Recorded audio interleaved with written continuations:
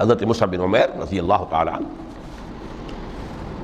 ایام جاہلیت میں کہا جاتا ہے ان کا جوڑا جو ہے شام سے تیار ہو کر آتا تھا. جیسے کبھی مشہور ہے کہ پنڈت نہرو کا بھی کپڑے سل کر آتے تھے پیرس سے. موتی لال نہرو کا بیٹا, اور موتی لال نہرو وہ تھا کہ وائس رائے کی پہلی کار آئی ہے ہندوستان میں تو دوسری کار موتی لال کی آئی, اس کا بیٹا, اس کے کپڑے پیرس سے سل کر آتے تھے. مصعب بن عمیر کے کپڑے شام سے تیار ہو کر آتے تھے, اور وہ ہمیشہ عطر میں بسے ہوئے ہوتے تھے. یہاں سے گزر گئے, معلوم ہوا کہ پوری گلی جو ہے وہ مہک اٹھی, معلوم ہو جائے کہ مصعب گزرا یہاں سے. ایمان لائے محمد رسول اللہ پر صلی اللہ علیہ وسلم. باپ فوت ہو چکا تھا, اس کی چھوڑی ہوئی دولت تھی, ماں تھی, لیکن وہ خاندان کا نظام, چچا تھا سربراہ, وہ بدترین کافر. اس نے پہلے سمجھایا ہوگا 100 طریقے آزما کے, پھر آخری بار اس نے آزمایا کہ جس دولت کے اوپر تم عیش کر رہے ہو یہ تمہارے مشرک باپ کی دولت ہے, نکل جاؤ گھر سے. انہوں نے سمجھا تھا جیسے سورہ صافات میں آتا ہے فارادوا بہ کیدا فجعلناہم الاسفلین. انہوں نے حضرت ابراہیم کے بارے میں سمجھا تھا جب دیکھیں گے کہ آگ تیار ہو رہی ہے اور یہ اس میں مجھے ڈال دیں گے تو سب یہ نشہ حرن ہو جائے گا, یہ توحید وحید سب ہوا ہو جائے گی. لیکن ہوا کیا, بے خطر کود پڑا آتش نمرود میں عشق, عقل ہے محو تماشائے لب بامل. اس نے تو یہ دھمکی دی تھی کہ دن میں تارے نظر آ جائیں گے مصعب کو, ناز و نام میں پلا ہوا انسان, اسے کہہ دیا جا نکل جاؤ گھر سے. اٹھ کر چلنے لگے, اس کا تیش جو ہے اور اچھا یہ کپڑے بھی اسی مشرک باپ کے ہیں, اتارو ان سب. مادر زاد برہنہ ہو کر گھر سے نکلے, مادر زاد.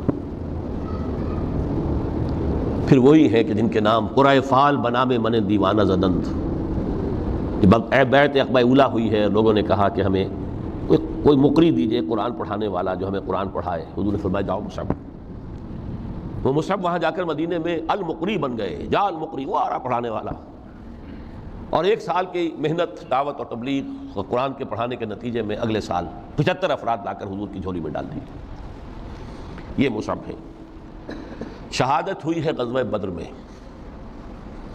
ایک مرتبہ اس سے پہلے کا واقعہ بھی ہے کہ حضور مسجد میں تشریف فرماتے, سامنے سے حضرت مصعب گزرے, ایک پھٹا ہوا سا کمبل جسم کے گرد لپیٹا ہوا.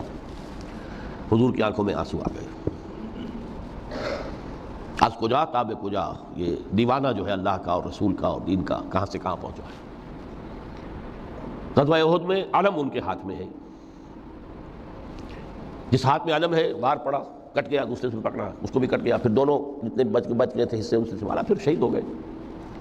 جسم پر صرف ایک چادر تھی, اوپر سے جسم ننگا تھا, صرف ستر کے لیے چادر. دفن کرنے لگے تو مسئلہ ہی پیش آ گیا کہ چونکہ شہید کے تو کفن جو ہے اس کا اپنا جو بھی لباس پہنا وہ شہادت کیوں. حضور سے کہا گیا کہ حضور مصعب کی چادر تو اتنی چھوٹی ہے کہ سر ڈھانپتے ہیں تو پیر کھل جاتے ہیں, پیر ڈھانپتے ہیں تو سر کھل جاتے ہیں. فرمایا سر کو چادر سے ڈھانپ دو اور پیروں پر ازخر گھاس لا کر ڈال دو, یہ آخری لباس نصیب ہوا ہے. یہ ترک دنیا ہے. ترک دنیا میں ہی مانا مثبت عمل کے لیے, جہاد کے لیے, قتال کے لیے, اللہ کی راہ میں جد و جہد کے لیے اپنے معاشی معاملے کو پیچھے رکھنا, کم کرنا, کم سے کم تر کرتے چلے جانا, اور زیادہ سے زیادہ وقت, زیادہ سے زیادہ مال, زیادہ سے زیادہ صلاحیت نکالتے چلے آنا دین کی جد و جہد کے لیے. یہ ہے در حقیقت کہ جو ترک دنیا ہے پروفاؤنڈ, نتیجہ خیز, ظلم کے استیصال کے لیے, حق کا بول بالا کرنے کے لیے,